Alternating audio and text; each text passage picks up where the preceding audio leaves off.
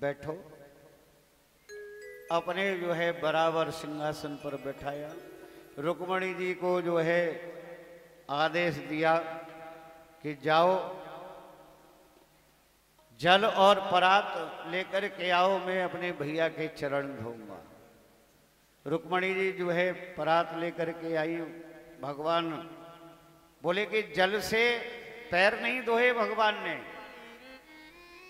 सुदामा जी के जब इन पैरों की हालत जो है द्वारकाधीश भगवान ने देखी तो इतने रोए भगवान द्वारकाधीश कि टप टप जो है आंखों से आंसू झलकते रहे और सुदामा जी के चरण उन्हीं आंसुओं से धोते रहे।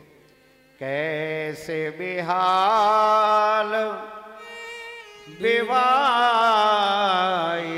के पग कंटक जाल लगे पुन जो हाय महादुख पायो सखा तुम आए इतना किते दिन खोए। देख सुदामा की दीन दशा करुणा करके करुणा निधि रोए। पानी परात को हाथ छुओ नहीं, नैनन के जल सो पग धोए।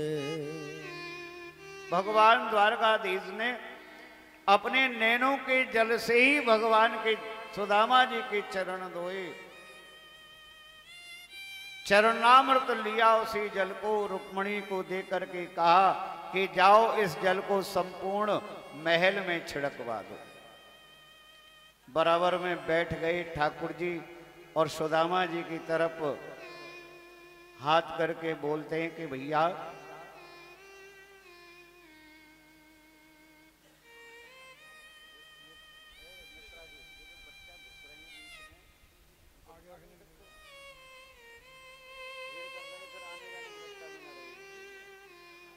ध्यान रखो व्यवस्था का।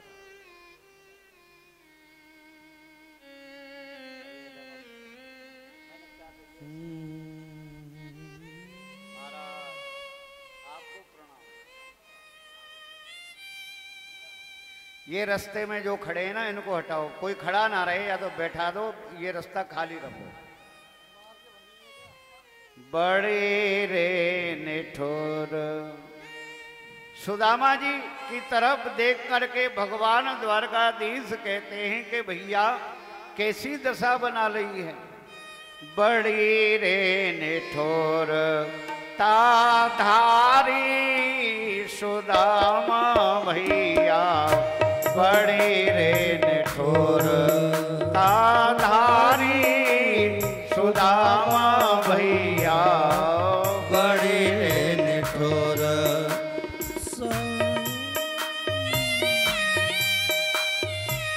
बहुत दिनन में दर्शन दीने, बहुत दिनन में दर्शन दीने, कैसी दशा तुम्हारी तुम्हारी, बड़ी रे निठुर ताधारी सुदामा भैया, बड़ी रे। आज जो है भगवान द्वारकाधीश की आंखों में आंसू और बेवल होकर के रो रहे हैं। अरे भैया ये कैसी दशा बना रखी है, लोग क्या कहेंगे, किसका मित्र है। द्वारकाधीश भगवान कृष्ण का। ऐसी दशा, ऐसे मित्र। सुदामा जी कहते हैं कि कन्हैया क्यों इतना दुखी है रहे हो। अरे मेरे कर्मन में जो लिखी है वाकू में भोग रहे हूँ, या में जो है दुख होने की, दुखी होने की क्या बात है।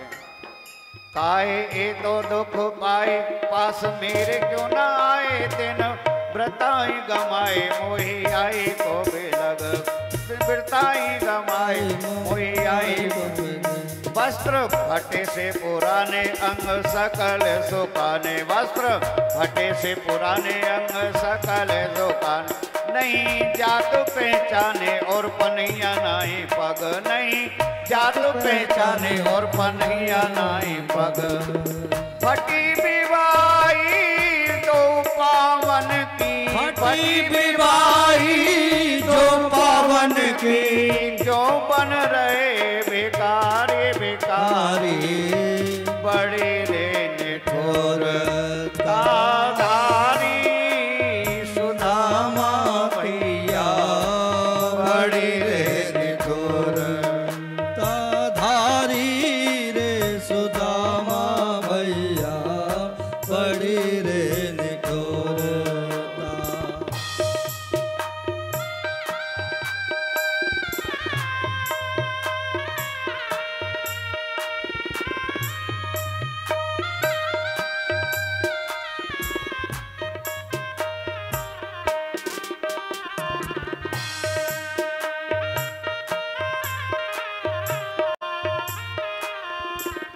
सुदामा जी कहते हैं कि कन्हैया क्यों दुखी है रहे हो?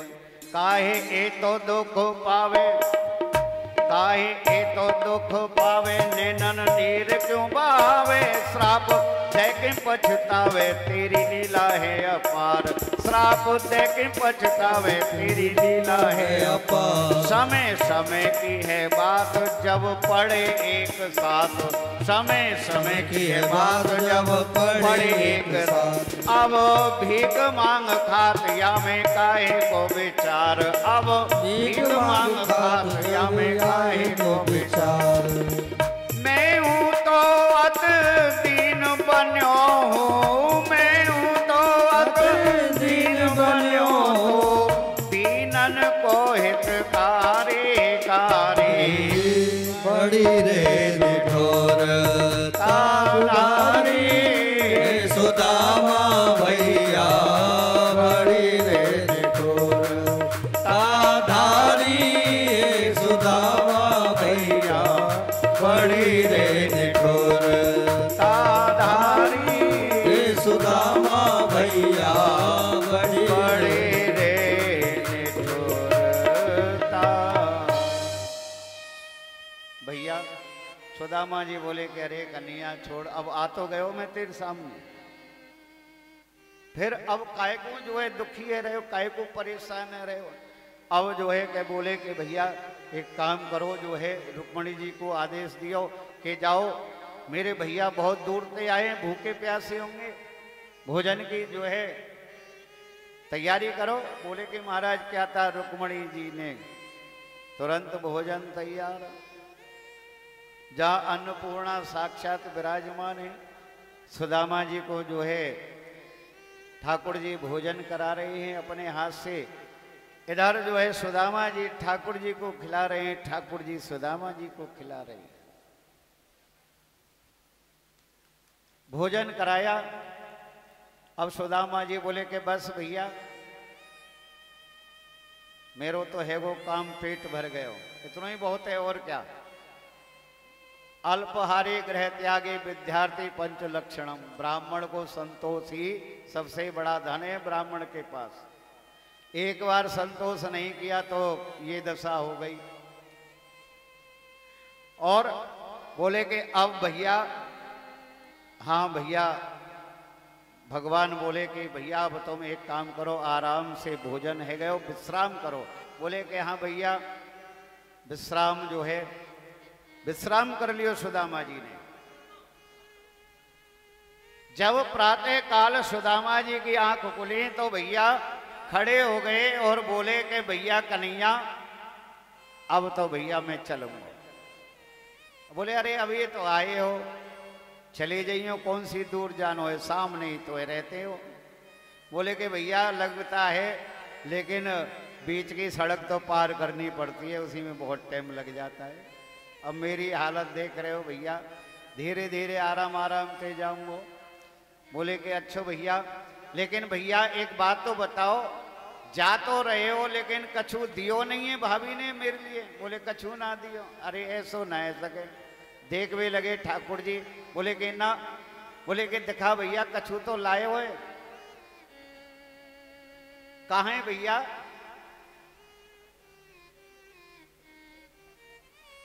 निकालो निकालो, छुपा रखी है। अरे ठाकुर जी बोले कि भैया सुदामा ये फिर वही काम कर रहे हो, आदत नहीं जाएगी।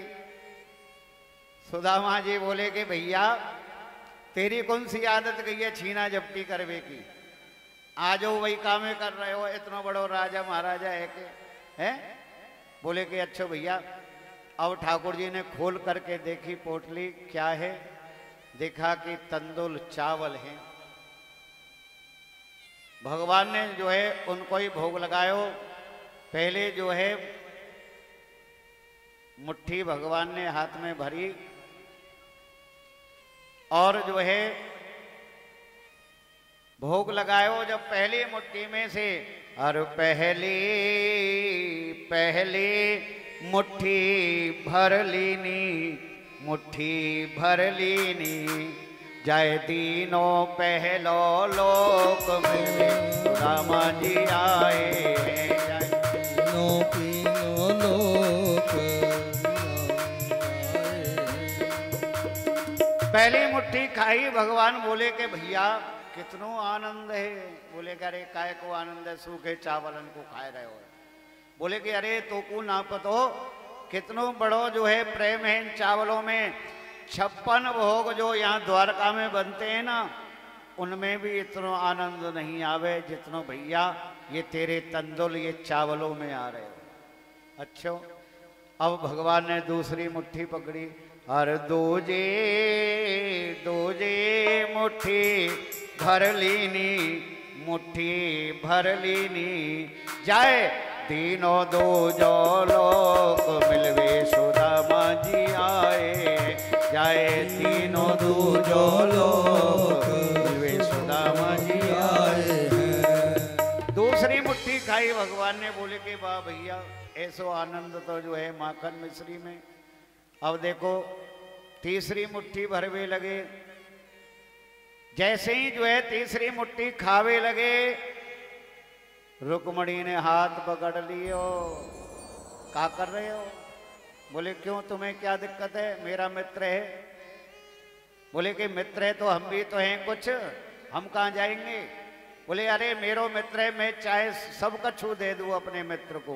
बोले ठीक है, 2 लोक दे दिए, 2 लोक की संपत्ति दे दी, लेकिन महाराज प्रभु हम कहाँ जाकर रहेंगी बताओ? और ऐसा ही करनो तो फिर हमको क्यों लाए? बाबा जी रहते ना।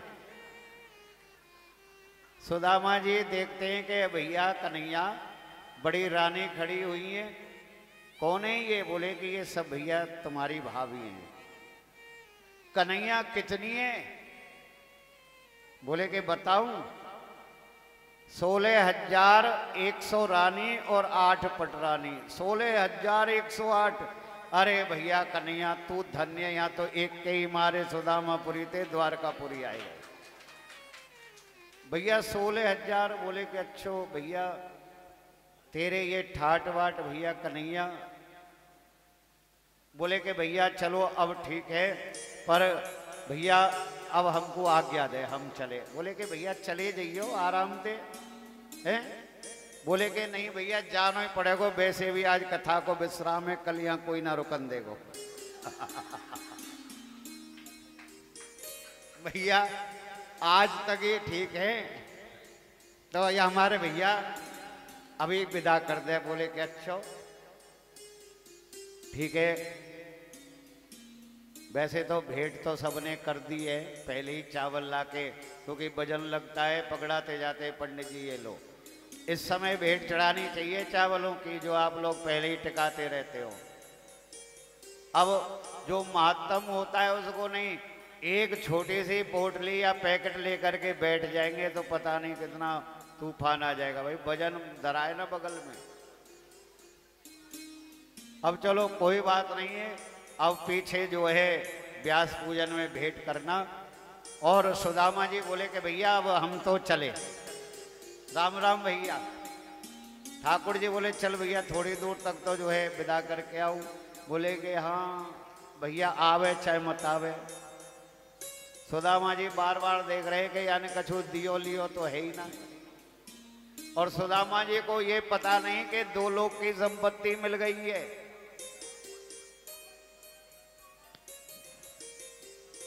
कहते जा रहे हैं कि भैया मैंने तो बहुत बुरो सपनों देखो, मेरी तो झोपड़ी वोपड़ी सब टूट गई, कन्हैया जान दे। बार बार देख रहे हैं कि है सके चलती बार कछो 2-4 असरफी पकड़ा दे, कोई हीरा पन्ना जवाहरात पकड़ा दे। लेकिन ठाकुर जी बोले ठीक है भैया, जयराम जी की। हाँ बोले कि ठीक, अरे सही बात है, एक काऊ को कछु ना दे सके, जो खुद जो है लुगाइन की चोरी करे वो काऊ को कहा देगो। जा भैया ठीक है भैया, हमारी तेरी राम राम। सुदामा जी को जो है 2 लोग की संपत्ति भगवान ने दे दी। कहते हैं कि देखो इतना माला माल कर दिया सुदामा जी को कि भगवान के पास विदा कर दिए भगवान ने। सुदामा जी जो है बोले कि वारे कन्हैया तेरी माया जो है बड़ी अपरंपार है। सुदामा जी बोले कि भैया कछु दियो लियो तो है ना, हम तो जैसे गए वैसे ही आए गए। चलो कोई बात नहीं। ब्राह्मणी ने कही कि जाओ जाओ जाओ अपने मित्र से मिल के आओ। मित्र से मिल आए और मित्र ने तो बस भैया, अरे भैया मालूम है वो पहले से ही ऐसो है, 1 नंबर को कंजूस है, कछु नहीं देगो।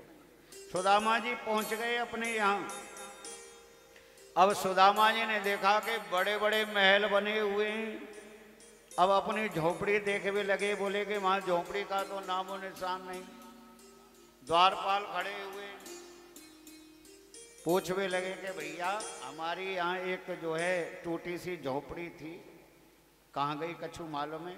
हमारी यहाँ एक ब्राह्मणी रह गई, हमारी एक गाय भी यहाँ बंधी रही, कछु मालूम है तुमको? बोले कि महाराज हमें नहीं पता। बोले कि अच्छा एक बार बताओ ये महल किसके हैं? बोले कि ये महल तो जो है सुदामा जी महाराज के हैं। सुदामा जी बोले हो सकता है कि भाई दूसरे सुदामा जी महाराज हों कोई, मैं तो सुदामा हूं। बोले कि भैया कहाँ गए तुम्हारे महाराज? बोले कि हमारे महाराज जो है द्वारका गए हैं अपने मित्र से मिलवे। सुदामा जी बोले फिर तो मैं ही हूं और कोई नहीं, पर मैं महाराज कहां से दिख रहे? बोले कि ये महल बोले उनके ही हैं। बोले कि अच्छा तो एक काम करो, जाओ ब्राह्मणी को जा करके, तुम्हारी जो महारानी है ना उनको जा करके बोलो कि ब्राह्मण देव आ गए हैं। गए द्वारपाल, महारानी जो बोले कि कहो कि ब्राह्मण देव आ गए हैं तो भिक्षा डाल दो। भाई और क्या करना है, भिक्षा मांगने आए हो।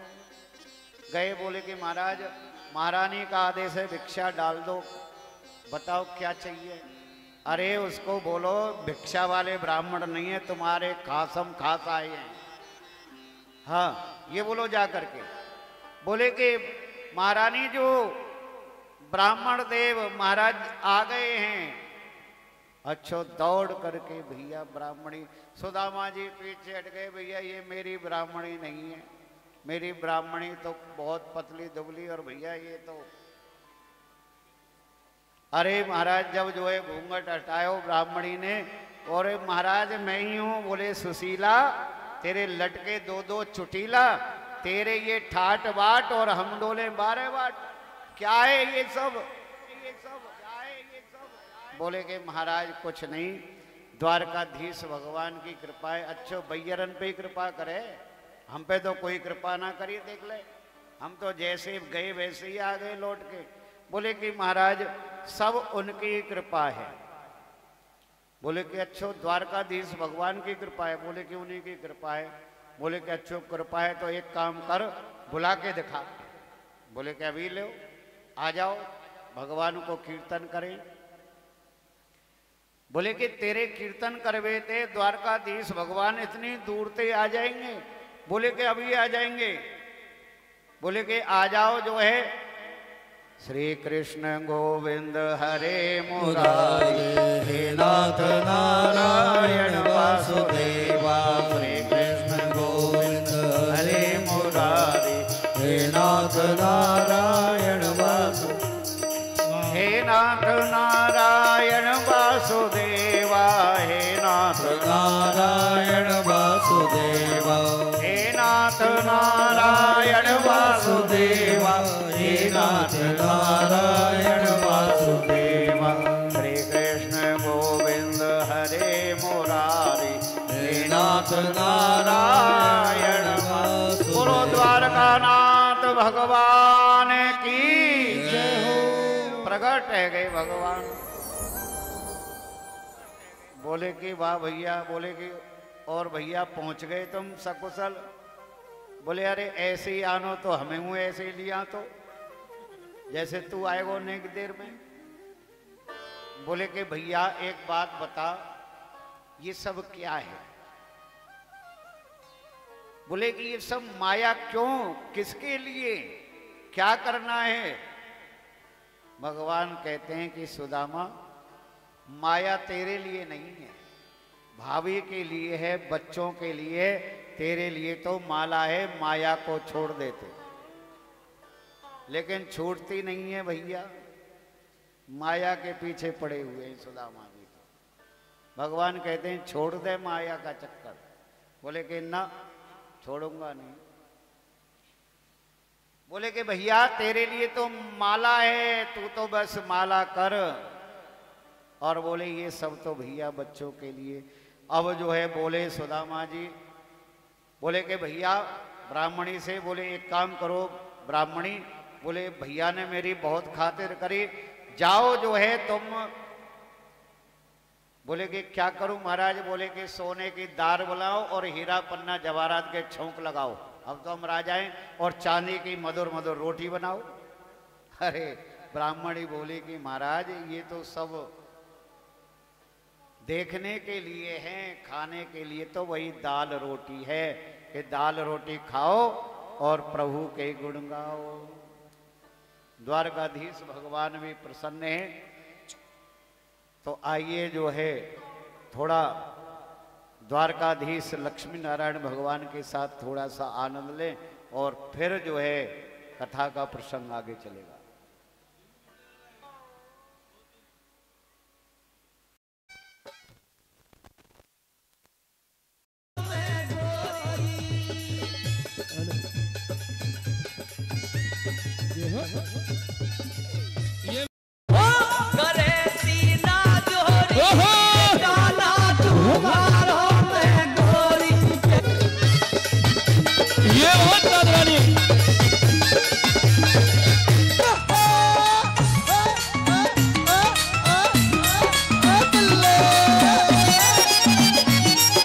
मृत पुत्रों के अपनी माता को दर्शन कराए।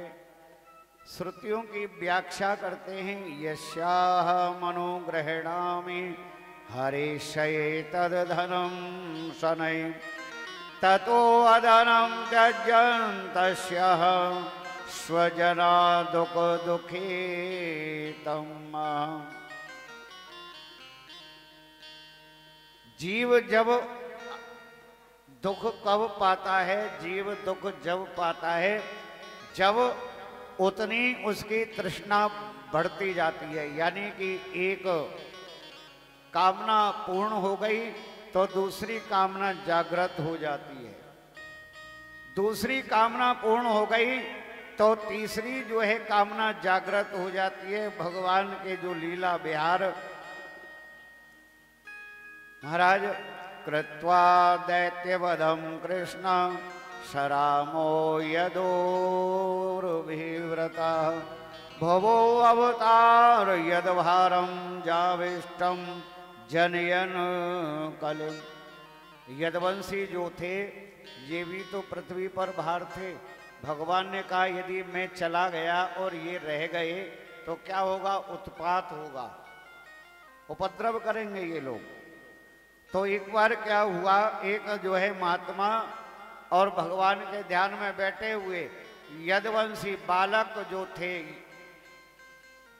तो जो कुमार बालक जो है यदुवंश कुल के और ऐसे ही मजाक करते, उन्होंने क्या किया कि एक बालक को जो है स्त्री का रूप बनाया, एक बालक का साड़ी आदि पहरा करके घूंघट वगैरह डाल करके, और महाराज से पूछने लगे कि महाराज, यानी उसी प्रकार जैसे एक गर्भवती स्त्री होती है तो उस बालक के पेट में वस्त्र इत्यादि बांध करके वहां गए कि बताओ महाराज, हमारी ये जो है बहू है, इसके क्या होगा। महाराज तो जानते थे सर्वंतर्यामी, बोले कि ये यदुवंशी बालक मेरे साथ में मजाक कर रहे हैं, मुझे देख रहे हैं, बोले मूसल होगा इसके, और ऐसा जो मूसल होगा उससे ही तुम सबका विनाश होगा। ऐसा ही हुआ, उसको खूब बारीक करके समुद्र में डाल दिया, लेकिन समुद्र में भी जो है वो प्रकट हो गया सर्पते के रूप में, और उसी से जो है महाराज यदुवंश का संहार हुआ। सुखदेव जी कहते हैं कि भगवान नारायण के जो अवतार हैं, क्योंकि कलयुग में प्रभु प्राप्ति की सुगमता को बताते हैं कि मुख बाहुरोदेभ्य पुरुषस्याश्रमे स्रह, भगवान के मुख से सतोगुण हुआ जिससे ब्राह्मणों की उत्पत्ति हुई, भुजाओं से सत्व रज के मिश्रण से क्षत्रिय हुए, भगवान के उदर से और रज तम द्वारा वैश्य, भगवान के चरणों से तमोगुण के द्वारा शूद्रों की उत्पत्ति होती है। आश्रम सहित 4 वर्ण पृथक पृथक बनाए। ये व्यवस्था जो संसार में हम देखते हैं, ये किसी मनुष्य के द्वारा बनाई हुई नहीं है। लोग कहते हैं कि ये तो सब क्या है, यही बना लिया है। ये व्यवस्था जो सृष्टि की व्यवस्था है, ये विधाता ने बनाई है। 4 वर्ण, जो 4 वर्णों में जो हमको बांटा गया है, ये हमने नहीं बांटा, ये विधाता ने बांटा है। पहले से ही ये व्यवस्था बनाई गई है। बोले कि कस्मिन काले स भगवान किम वर्ण की दृशो रवि, जो जिस वर्ण में जन्म लेता है और जिस धर्म का पालन करता है, उसको जो है उसी प्रकार अपने वर्ण आश्रम, अपने वर्ण धर्म का जो है पालन करना चाहिए। महाराज ऐसे बोले कि अपने द्वारा जो है इस संसार को किस प्रकार त्यागा जाए, क्योंकि बद्ध मुक्त और भक्त के लक्षण बताते हैं। बद्धो मुक्त यदि व्याख्या गुण तो में न वस्तुता। भगवान कहते हैं, सुखदेव जी कहते हैं कि राजन, बद्ध मुक्त और जो है भक्त के लक्षणों के बारे में वर्णन किया गया। जीव मैं और मेरा है, मेरा नहीं है। और जो भगवान का भक्त होता है, निष्काम भक्त होता है, वो सब कुछ भगवान को समर्पित करके चलता है, यानी भगवान को ही सब कुछ मानता है। भगवान के सत्संग की महिमा का वर्णन आया तो भक्ति युक्त जो है भक्ति हैं, तो हमें जो है उस धारणा पर मजबूत तरीका से रहना चाहिए, और जो हमारा वर्ण है, जो हमारा आश्रम है, और उसका उसी प्रकार से जो है पालन करना चाहिए। पुत्र मित्र प्रिय नारिका मिलता पथिक समान, निद्रा बीते स्वप्न में जो होता अंतर ध्यान। संसार में जो कुछ भी मिलता है, कोई भी हो, चाहे पुत्र है, मित्र है, प्रिय है, स्त्री है, कोई भी है। जैसे पथिक होता है ना, अब एक बस में जो है जब हम बैठ जाते हैं तो पता नहीं कहाँ के यात्री बैठे रहते हैं, लेकिन उनका साथ कब तक होता है? बोले कि जब तक आप बैठे, जब आपका स्टैंड आ गया तो वहीं उतरना पड़ेगा कि नहीं? तो वैसे ही संसार का है, ये सब एक पथिक के समान ही हमें मिलते हैं, और फिर जो है जैसे निद्रा स्वप्न टूट जाता है, ये भी सब छूट जाते हैं। लेकिन भगवान की जो माया है, भगवान की जो प्रगाढ़ माया है, जीव का जो है, जीव उसको छोड़ता ही नहीं, छूटना ही नहीं चाहता है। जाने पर भी जो है, अंत समय पर भी बोले कि ध्यान करता है, तो किसका ध्यान करता है? संसार का। या तो जो है स्त्री की तरफ ध्यान होता है, संतान की तरफ ध्यान होता है, परिवार की तरफ ध्यान होता है, यानी कि कुछ ना कुछ ध्यान लेकर जाता है संसार का। फिर क्या होगा? बोले कि वो तो जो है बंधन मुक्त होकर के नहीं गया, बंध कर गया है, आएगा जरूर, आएगा जरूर। तो आएगा जरूर, लेकिन इस बात को जो है ध्यान रखना चाहिए कि अंत मति सुगति क्रिया योगम समाचक्ष भवदाराधनम प्रभु वैदिक तांत्रिको मिश्र इति में त्रिविधो मका। भगवान के जो है पूजा की 3 विधि बताई गई हैं। एक तो वैदिक विधि है, और एक तांत्रिक विधि है, और एक जो है मिश्रित विधि है, जिसमें दोनों मिल जाती हैं।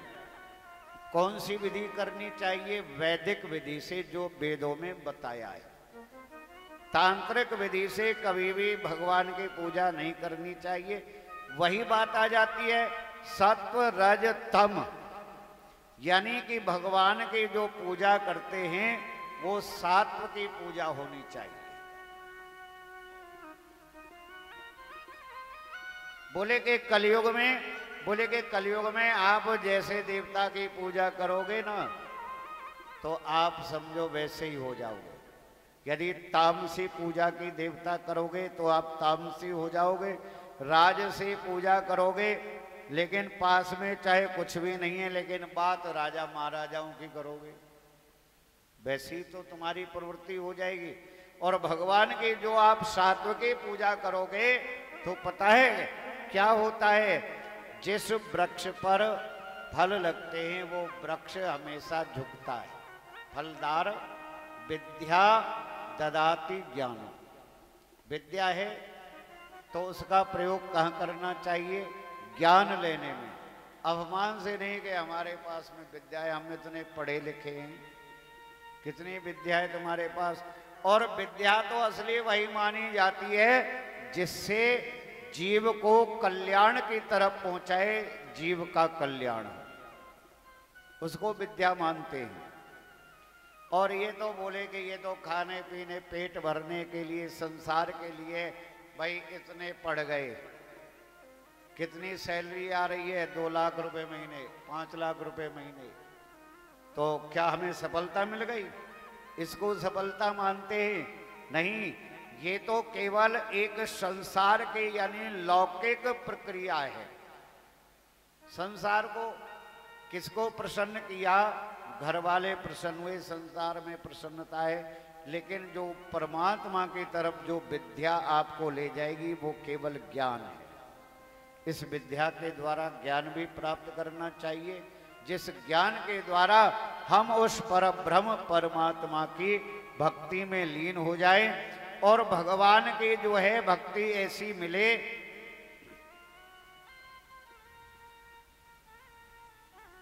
जो हमारा पुनरागमन ना हो। भगवान की इच्छा से जो है यदुवंश का अंत हो गया, और यदुवंश का अंत जब हुआ तो फिर अड़मा गड़मा आदि रिद्धि सिद्धि देवतागण नर किन्नर गंधर्व सब आए जो है, और सबने आकर के भगवान की जो है स्तुति की, भगवान की स्तुति की। और क्या किया? स्वधामानुगते कृष्णे यदुवंश विभूषणे कश्यवंशो अभ्रत प्रथ्याम मेददाचक्ष्वमे मनु। भगवान से प्रार्थना की कि प्रभु अब जो है आपकी भी लीला जो है पूर्ण हो गई। अब आप भी जो है अपने धाम में पधारे, हमें जो है वहां भी आपका जो इंतजार है।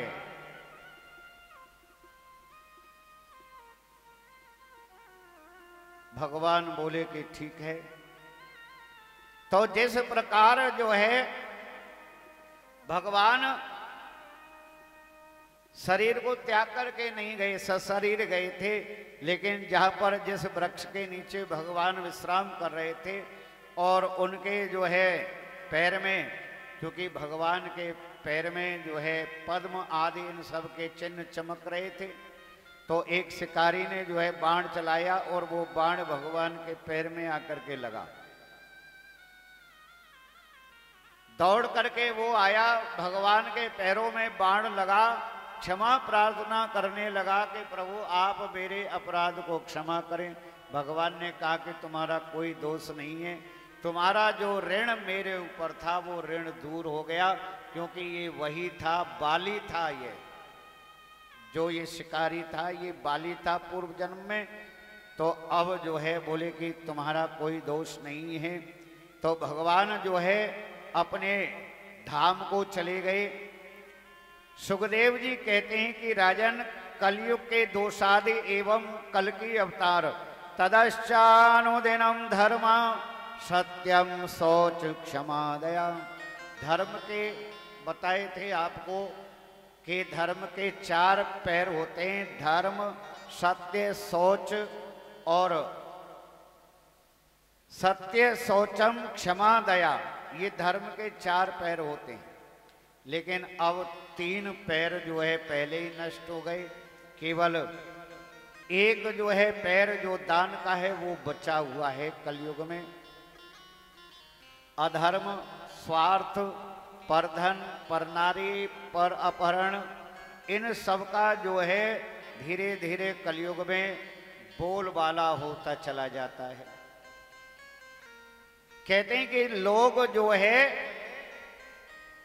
पर धन के पीछे अपने धर्म का भी त्याग कर सकते हैं, ऐसे जीव होंगे। सुखदेव भगवान कहते हैं कि हे राजन, जब घोर कलयुग आएगा ना, तो प्राणी की जो आयु है मात्र 20 और 30 के मध्य में रह जाएगी। अधिक से अधिक जो है 30 नहीं तो 20 की आयु में जो है वो सब कुछ बन जाएगा, पुत्र पिता सब कुछ बन जाएगा, दादा नाती पोते सब हो जाएंगे और वो चला भी जाएगा दुनिया को छोड़कर। लेकिन तब पता है क्या, इतना ज्ञान नहीं रहेगा किसी को जितना ज्ञान अब है। ये मेरा भाई है, ये मेरा जो है पुत्र है, ये मेरा पिता है, ये सब हमें ज्ञान है, ये बहन है, ये स्त्री है, ये माँ है। लेकिन जब घोर कलयुग आता है तो ये सब ज्ञान नहीं रहता, बस स्त्री और पुरुष 2 ही होते हैं और कुछ भी नहीं होता। उसको घोर कलयुग कहते हैं। तो ऐसा घोर कलयुग आएगा। पाखंड प्रचुरे धर्मे दस्यु प्राये सुराजसा। हद हो जाएगी पाखंड की, तो इतना पाखंड बढ़ जाएगा, इतना पाखंड बढ़ जाएगा कि कलयुग अपनी अंतिम अवधि पर पहुंच जाएगा, जब भगवान जो है कल्कि का अवतार धारण करेंगे कलयुग में। और फिर क्या होगा, यदा यदा ये धर्मस्य ग्लानिर्भवति भारत अभ्युत्थानम् अधर्मस्य तदात्मानं सृजाम्यहम्। भगवान का अवतार क्यों होता है? भगवान का अवतार होता है धर्म की रक्षा करने के लिए, धर्म को स्थापित करने के लिए। जो दुरात्मा प्राणी, जो अधर्मी लोग होंगे, भगवान कल्कि उनका वध करेंगे, मारेंगे उनको। और जो धर्मात्मा प्राणी होंगे, भगवान उनकी रक्षा करेंगे। क्योंकि कलयुग में सबसे श्रेष्ठ भक्ति क्या है? बताओ क्या है? कलयुग में सबसे श्रेष्ठ यानी भगवान जो जल्दी प्रसन्न होते हैं ऐसी कौन सी भक्ति है? क्या है? भगवान का कीर्तन। भगवान का जो है कीर्तन कलयुग में श्रेष्ठ है।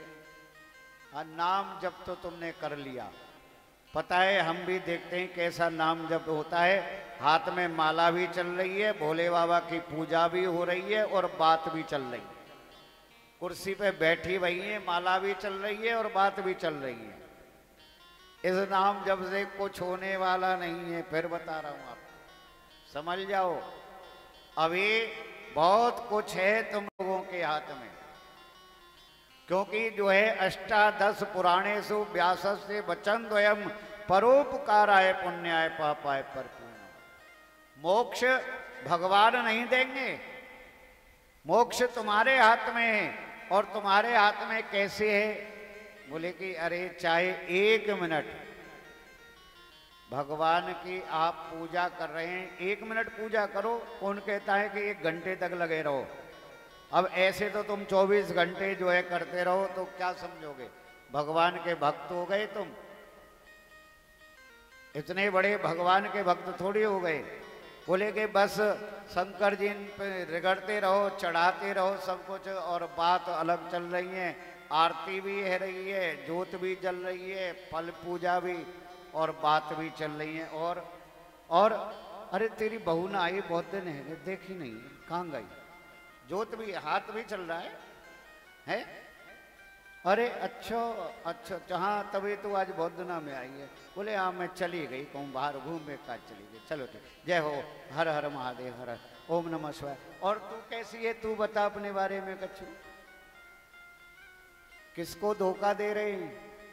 भगवान को धोखा नहीं दे रहे हो, अपने आप को धोखा दे रहे हो, अपने आप को। भगवान तो वैसा ही फल देंगे जैसी तुम्हारी पूजा होगी, जैसी तुम्हारी भक्ति होगी, वैसा ही फल मिलेगा। करो, भगवान थोड़ी कुछ कह रहे हैं। बताओ, भोले बाबा ने एक दिन भी मना किया हो तुमको कि यहाँ क्यों बात कर रही हो? वो तो कह रहे हैं कि तुम आराम से बैठ जाओ, पूजा छोड़ दो और बातों में ही लग जाओ। पूजा करने की क्या जरूरत है?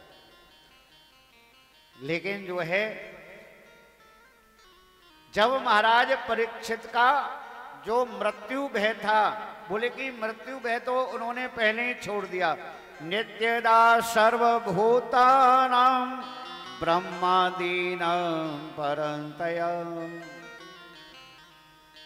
महाराज परीक्षित ने तो पहले ही जो है मृत्यु को त्याग दिया। आज मृत्यु का कोई भय है ही नहीं। तो सुखदेव जी बोले कि राजन देखो, अब तुम्हें, बोले कि हाँ गुरुदेव, कोई चिंता की बात नहीं है। बोले कि अब हम जाना चाहते हैं। सुखदेव जी बोले कि राजन अब हम जाना चाहते हैं। बोले कि ठीक है। विदा किया सुखदेव जी को, गुरु जी को प्रणाम किया, विधिवत भगवान की पूजा की। पूजा करने के बाद जो है प्रणाम किया, सुखदेव जी जो है चले गए। इधर महाराज परीक्षित ने जब अपना जो है ध्यान योग लगाया, और ध्यान योग के द्वारा, योग अग्नि के द्वारा, बोले कि अपने जो है प्राणों को ब्रह्म रंध्र में पहुंचाया। और ब्रह्म रंध्र में पहुंचाने के बाद में शरीर त्याग दिया। तक्षक जो है आया, मार्ग में सर्प का जहर उतारने वाले ब्राह्मण मिले। बोले कि रुको, कहाँ जा रहे हो? कि महाराज परीक्षित को काटने। बोले कि हम भी जा रहे हैं, हम देखते हैं तुम कैसे काटो। धन दिया, बोले कि तुम वापस जाओ, मुझे मेरा काम करने दो। तक्षक आया, बोले कि तक्षक ने जो है, तक्षक के काटने से महाराज परीक्षित की मृत्यु नहीं हुई थी, शरीर को भस्म किया था केवल। तक्षक ने जैसे ही अपना फन मारा तो महाराज परीक्षित का शरीर जलकर भस्म हो गया। उन्होंने तो पहले ही उन्होंने अपने जो है प्राण ब्रह्म रंध्र में पहुंचा दिए। इसको मृत्यु कहते हैं। वास्तविक मृत्यु ये है। और इन्हीं 7 दिनों के अंदर जो है उन्होंने इस परम पद को महाराज परीक्षित ने प्राप्त कर लिया। इस परम पद को बोले कि जो प्राण तक्षक के काटने से मृत्यु हो उससे पहले ही उन्होंने अपने प्राण छोड़ दिए। ऐसे जो है महाराज परीक्षित जब तक्षक काटे से हुआ मरण पिता का जान, जन्मेजय करने लगे तब अहि यज्ञ विधान। महाराज परीक्षित के पुत्र थे राजा जन्मेजय। जब राजगद्दी को त्याग कर आए तो अपने पुत्र को उत्तराधिकारी बना करके आए थे। अब जब पता चला महाराज जन्मेजय को कि तक्षक के काटने से जो है पिता की मृत्यु हुई तो उन्होंने सर्प यज्ञ प्रारंभ कर दिया। और ऐसा यज्ञ प्रारंभ हुआ कि आहुति डलती है, कहीं कोई भी कैसा भी सर्प हो सब अग्नि कुंड में आकर के स्वाहा। अब ऐसे सर्प यज्ञ को देख करके तो महाराज ऋषि मुनि जो है बड़े परेशान हो गए। बोले कि ये तो निर्दोष जीवों का जो है पहुंच गए। महाराज देवगुरु बृहस्पति जी पहुंचे और राजा जन्मेजय को समझाया। बोले कि ये सर्प यज्ञ बंद कर दो राजा। अरे बोले कि तुम्हारे पिता इतने महान जिन्होंने पहले ही अपने शरीर को त्याग दिया। तक्षक के काटने से तुम्हारे पिता की मृत्यु नहीं हुई है और तुम जो है वृथा में इतने निर्दोष जीवों का वध कर रहे हो, ठीक नहीं है। जरा सोचो, तुम्हारे पिता महाराज परीक्षित कितने धर्मात्मा राजा थे। जीवन में जो है एक उनसे अधर्म हो गया, उसको भी उन्होंने स्वीकार किया और सब कुछ छोड़ करके आज पता है तुम्हारे पिताजी कहां? परम धाम में भगवान के चरणों में विराजमान है। महाराज परीक्षित देवगुरु बृहस्पति ने जो है यज्ञ बंद कराया, सर्पों की जो है मुक्ति हुई।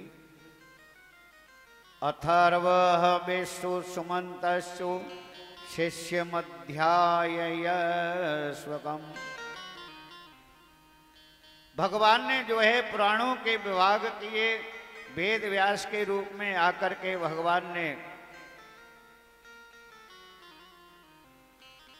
अलग अलग जो है इन पुराणों के भाग किए जिससे जीव का कल्याण हो जाए। अनाद विद्या विष्णुरात्मनः सर्वदेही नमः। एक बात जो है समझनी चाहिए और वास्तविक जो है कथा का सार भी यही होता है कि भगवान की जो माया है और माया से रचे हुए एक एक लोक, एक एक प्राणी, संपूर्ण संसार जो है मर्यादा के संचालक। यानी कि हम ये सोचते हैं कि हम अपने दिमाग से चल रहे हैं, हम अपनी बुद्धि से चल रहे हैं, हम में बड़ी बुद्धि है, हम अपनी बुद्धि से काम कर रहे हैं। न तुम अपने दिमाग से चल रहे, न तुम अपनी बुद्धि से चल रहे, भगवान की माया ही तुमको चला रही है। इस गलत फहमी में मत रहना कि तुम अपनी बुद्धि से चल रहे हो। संसार सागर में चलना, संसार में रहना बोले कि कोई हंसी की बात नहीं है। भगवान की माया बोले कि काल, देश, कर्ता, कारण, कार्य, मंत्र, द्रव्य और भविष्य, ये 9 माया हैं भगवान की। और ये 9 माया जो है संसार में पृथ्वी पर रहती हैं।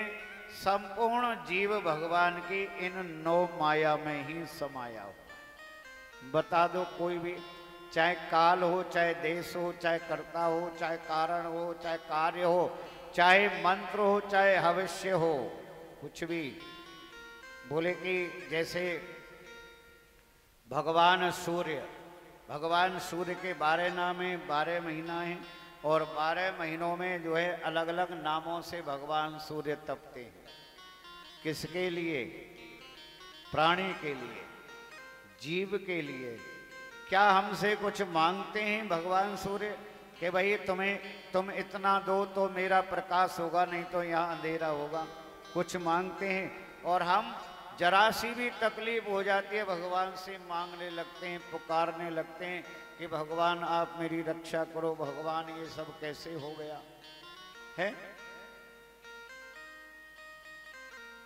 कहते हैं कि धीरज धर्म मित्र और नारी, आपत्ति काल परखेउ चारी। यही तो पहचान है। बोले कि धीरज, धर्म, मित्र और नारी। आपत्ति के समय इन चारों की पहचान होती है। धैर्य नहीं खोना चाहिए, अपने धर्म से विचलित नहीं होना चाहिए। ये नहीं कि बस छोड़ दिया। नमो धर्माय महते नमः, कृष्णाय वेधसे। सूत जी ने कहा कि प्रभु सर्वात्मा भगवान को नमस्कार करते हैं, बारंबार प्रणाम करते हैं।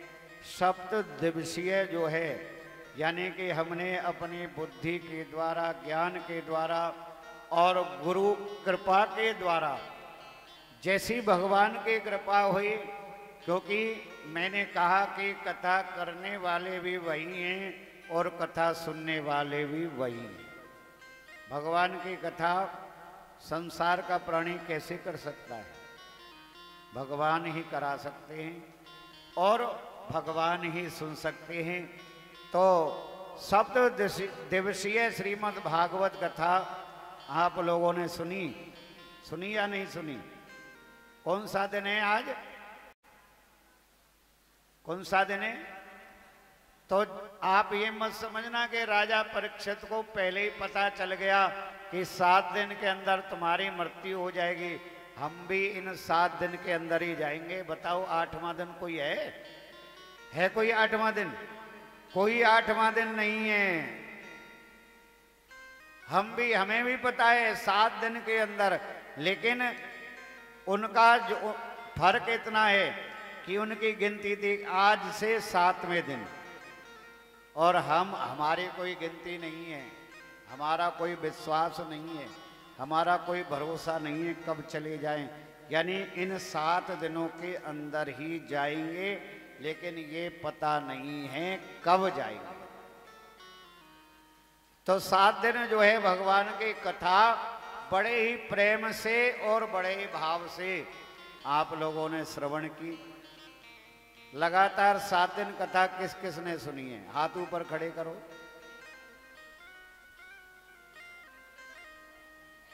सुनी है आप लोगों ने? किस किस ने सुनी है? हाथ ऊपर खड़ा करो। आपने सुनी कथा? तो मुझे सुना दो जितनी आपने सुनी है। सुनाओ। अच्छा चलो एक बात बता दो कि पहले दिन की कथा बता दो, क्या क्या सुना आपने पहला दिन?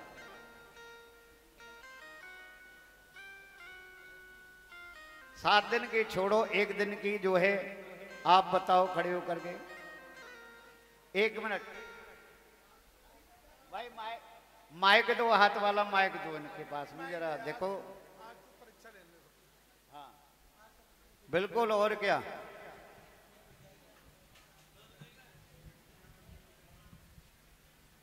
हाँ जी। जय श्री कृष्ण। जय श्री कृष्ण। पंडित जी महाराज, आपने सारी सुनाई पहले दिन, और फिर लास्ट में गोकर्णा और उसकी दुदुम्बी की कहानी थी, और वो पूरी स्टोरी बताई थी। जय हो। देखो इनका ध्यान है। आइए, आपको भागवत जी का प्रसाद मिलेगा।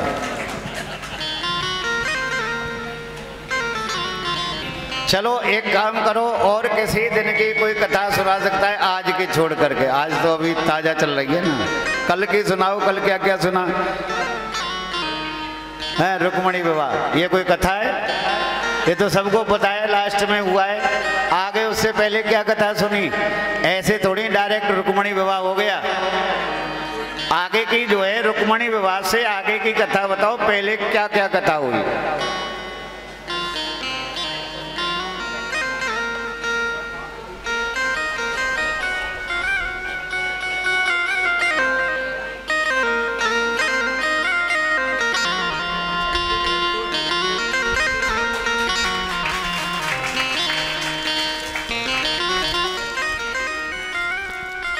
देखो, इसको कथा श्रवण करना कहते हैं, जो चिंतन और मनन करते हैं।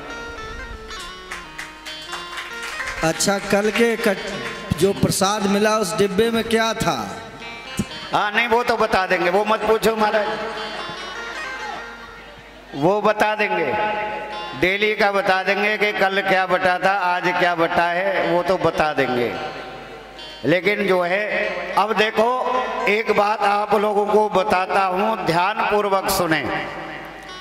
जिन्होंने आप लोगों ने जो है, जिन्होंने कंटिन्यू 7 दिन की कथा नहीं सुनी, वो आज सुन लें। अब केवल 5 मिनट के अंदर जो कथा आपने 7 दिन तक हम सुनाते रहे ना, 5 मिनट में सुना देता हूं। उसका मतलब क्या होता है कि जिन्होंने 7 दिन की संपूर्ण कथा नहीं सुनी, अंत में जो सुन ली, तो उनको संपूर्ण कथा का फल प्राप्त होगा। ये है भागवत की कथा। तो आइए देखो, सर्वप्रथम भगवान को प्रणाम किया। विषयों के बारे में प्रथम स्कंद में भगवान के अद्भुत चरित्र, उत्पत्ति आदि और परम ज्ञान, भक्ति योग, वैराग्य। महाराज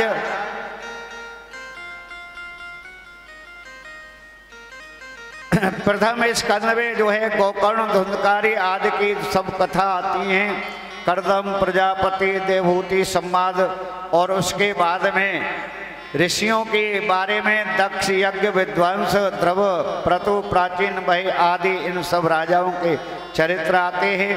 फिर प्रियव्रत, उपाख्यान, नाभ चरित्र, ऋषभदेव चरित्र, महाराज जड़ भरत की जो है कथा, समुद्र, पर्वत इत्यादि के बारे में बताया। दक्ष जन्म, दक्ष कन्याओं से देवता मनुष्यों की उत्पत्ति और जो है जन्म संहार के बारे में बताया। अनुचरित्र, गजेंद्र, मोक्ष आदि भगवान के अवतार और नरसिंह अवतार, वामन अवतार, समुद्र मंथन, देवासुर संग्राम का वर्णन हुआ। राजवंशों का वर्णन, इक्ष्वाकु जन्म, उनके वंशों का वर्णन, शुद्युम्न आदि, सूर्यवंश, चंद्रवंश आदि का वर्णन बताया गया। और भगवान श्री राम का भी चरित्र और राजाओं की जो है उत्पत्ति आदि, क्षत्रियों का संहार परशुराम जी के द्वारा, नहुष आदि, शांतनु राजा आदि इनके बारे में वर्णन। दसम स्कंद में कृष्ण जन्म, भगवान की बाल लीलाएं, कालिया दमन, चीर हरण, गोवर्धन धारण लीला, रास लीला, शंखचूड़, अरिष्टासुर, केसी आदि का वध। अक्रूर जी ब्रज में पधारे, दोनों भाइयों को मथुरा ले गए। गोपी विलाप, कुवलिया पीड़ आदि के साथ कंस का वध। जरासंध का पराजय, कालियावन वध, द्वारका गमन, रुक्मणी मंगल, बाणासुर संग्राम। और फिर जो है शिशुपाल आदि, दंत वक्र, शाल, विदुरथ आदि इन सब का वध। और फिर जो है भगवान 11वें स्कंद में विप्र श्राप के वाणी, यदुवंश का संहार, उद्धव कृष्ण आदि सबका जो है स्वधाम गमन। 12वें स्कंद में युग लक्षण, कलयुग में जो है मनुष्यों की जो है कुमति, 4 प्रकार के प्रलय, परीक्षित का शरीर त्याग, वेदों के विस्तार आदि चरित्रों का वर्णन हुआ। और भगवान का जो है कलयुग में नाम संकीर्तन आदि के बारे में बताया गया। भगवान की भक्ति के बिना ब्रह्म का प्रकाशन, ज्ञान भी अशोभनीय है। तो जैसे भी शुभ कर्म हो, भगवान को अर्पण किए बिना उनकी कुछ भी महत्वता नहीं है। इसीलिए तुम जो है अत्यंत भगवान जो अंतर्यामी, अंतःकरण में धारण करके उनका नित्य अखंड स्वरूप से भजन करते रहते हैं। जिस ईश्वर तत्व को मैंने अर्थात राजा परीक्षित से कहते हुए सुखदेव जी के द्वारा श्रवण किया था, उसका आज श्रवण हुआ। जिन्होंने स्थावर जंगम शरीरों इन सब की रचना की, भगवान का जिन्होंने भगवान के तत्व को प्रकाशित किया, ऐसे भगवान सुखदेव को जिन्होंने जीवों का कल्याण किया और करते आ रहे हैं, भगवान सुखदेव को बारंबार प्रणाम करते हैं। श्रीमद् भागवत कथा का सार तो यम ब्रह्मा वरुण रुद्र मरुतः स्तुन्वन्ति दिव्याः स्तवै वेदे संगद पद्म क्रमोपनिषदैर् गायन्ति यम सामगाम् ध्यानावस्थित तद्गतेन मनसा वसन्तिं यं योगिनो यस्यान्तं न विदो सुरसुरगणा देवाय तस्मै नमः। नमस्तस्मै भगवते वासुदेवाय साक्षिणे या इदं कृपया कस्मै व्याचचक्षे मोक्षवे। 3 बार जो है आप सब मेरे साथ बोलेंगे, मैं पहले बोलूंगा, आप लोग बाद में बोलेंगे। नाम संकीर्तनम यस्याः, नाम संकीर्तनम यस्य सर्व पाप प्रणाशनम, सर्व पाप प्रणाशनम, प्रणामो दुख समनस्तम, प्रणामो दुख समनस्तम, नमामि हरिं परम, नमामि हरिं परम। नाम संकीर्तनम यस्य, नाम संकीर्तनम यस्य सर्व पाप प्रणाशनम, सर्व पाप प्रणाशनम, प्रणामो दुख समनस्तम, प्रणामो दुख समनस्तम, नमामि हरिं परम, नमामि हरिं परम। नाम संकीर्तनम यस्य, नाम संकीर्तनम यस्य सर्व पाप प्रणाशनम, सर्व पाप प्रणाशनम, प्रणामो दुख समनस्त्वम, प्रणामो दुख समनस्त्वम, नमामि हरिं परम। नमामि हरिं परम। और जो है देखो क्या है, भगवान जो है व्यास जी की, सुखदेव जी की, अन्य जो है ऋषियों की ये व्यास गद्दी जिसको कहते हैं। और सबसे बड़ी बात क्या होती है, क्योंकि कहा गया कि अष्टादश पुराणेषु व्यासस्य वचन द्वयम परोपकार पुण्याय पापाय परपीड़नम। कहते कि यदि हमारी वाणी से भी किसी को कष्ट पहुंचता है तो वो भी पाप होता है, और यदि ऐसा जो है किसी के साथ में हुआ है मेरी वाणी के द्वारा, यदि किसी को दुख पहुंचा हो तो मैं आप सब लोगों से क्षमा मांगता हूँ, क्षमा प्रार्थी हूँ। मैं कोई ब्रह्म ज्ञानी नहीं हूँ, गुरु के आशीर्वाद से और ठाकुर जी की कृपा से जो भी जैसा भी आपको सुनाया ठाकुर जी जाने, लेकिन फिर भी जो है भूल चूक गलती हो जाती है, इसीलिए जो है उस गलती की तरफ ध्यान न दे करके अपने मन को जो है भगवान के चरणों में अर्पित करते रहना चाहिए। और देखो ये जो हमारे जो है सप्त दिवसीय भागवत कथा आपने सुनी, आप इसको जो है अब यहाँ से आगे शुरू से लेकर के और आज तक सोमवार से प्रारंभ हो जाएगी, यूट्यूब पे आना जो है। और जो यूट्यूब चैनल है, एक तो मेरे ही नाम से है रमेश चंद्र शास्त्री, जिसमें मेरा फोटो लगा होगा, और एक दूसरा जो चैनल है ZTC।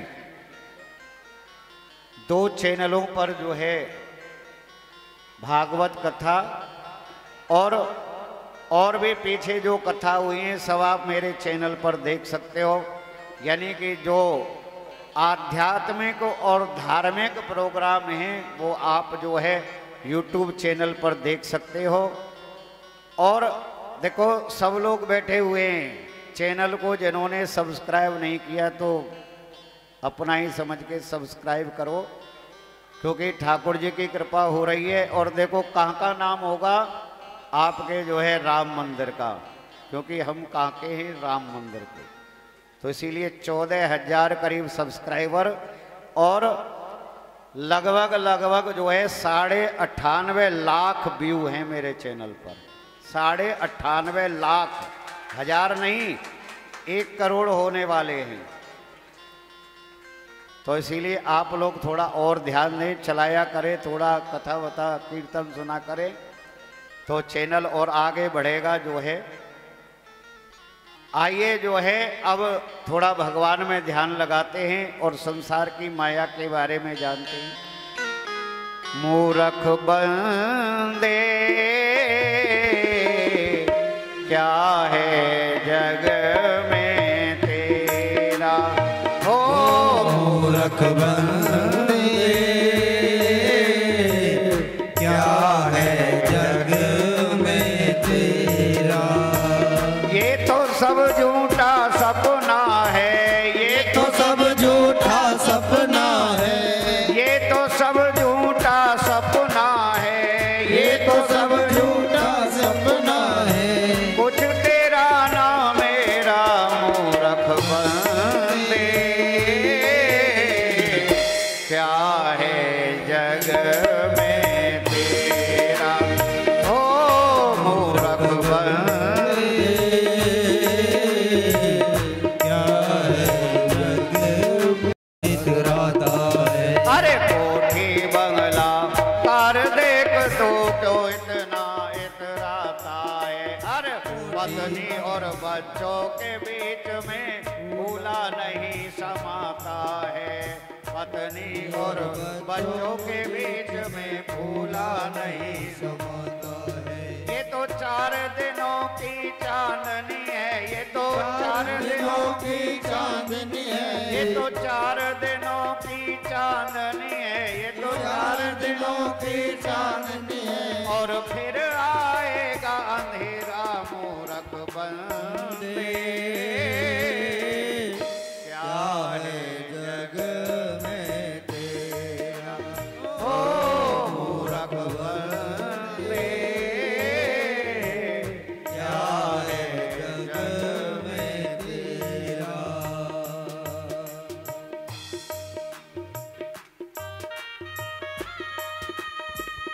भोला न माने मेरा शंभो न माने। ए भोला को कैसे मैं मनाऊं रे, मेरा भोला न माने। भोला को कैसे मैं मनाऊं रे, मेरा भोला न माने। जय हो हर हर महादेव, जय हो।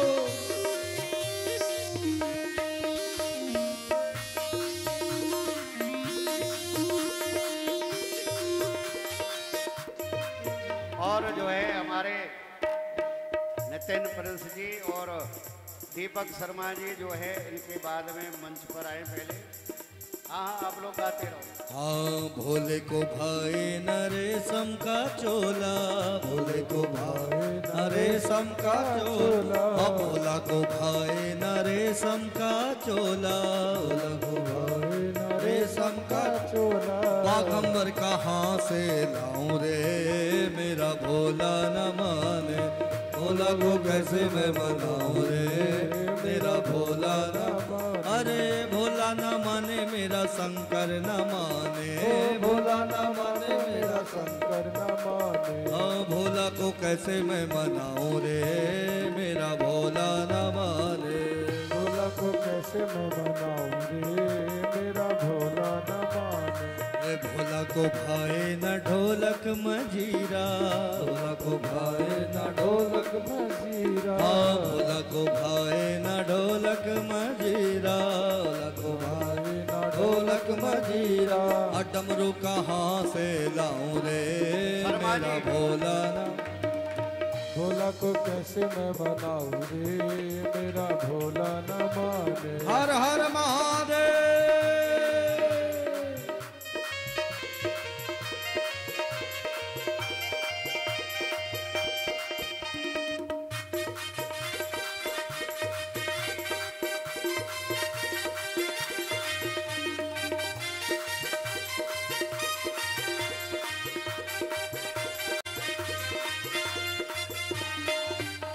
भोले को भाए न लड्डू बा पेड़ा। दीपक शर्मा जी कहाँ गए? से मैं मनाऊं रे मेरा भोला। हर हर